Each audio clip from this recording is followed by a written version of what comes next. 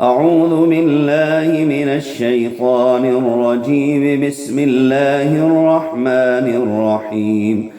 يا أيها الذين آمنوا كتب عليكم الصيام كما كتب على الذين من قبلكم لعلكم تتقون أياما معدودات.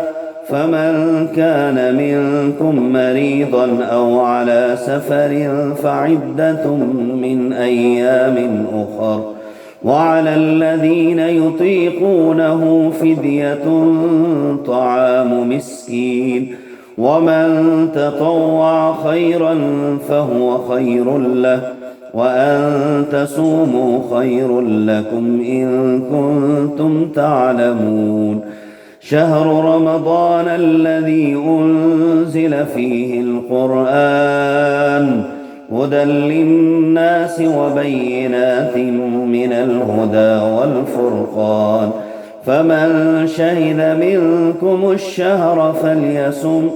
ومن كان مريضا أو على سفر فعدة من أيام أخر.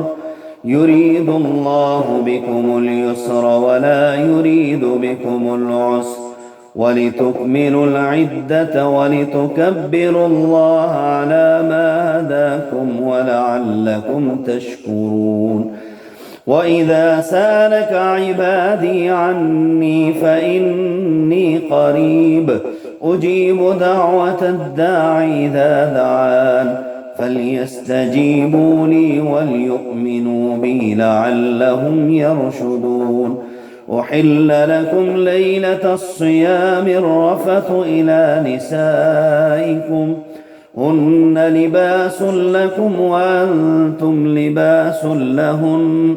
علم الله أنكم كنتم تختانون أنفسكم فتاب عليكم وعفى عنكم.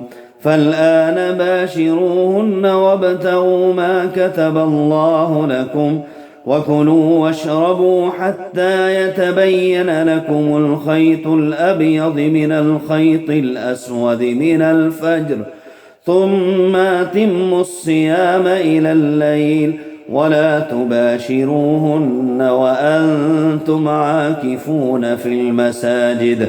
تلك حدود الله فلا تقربوها. كذلك يبين الله آياته للناس لعلهم يتقون. صدق الله.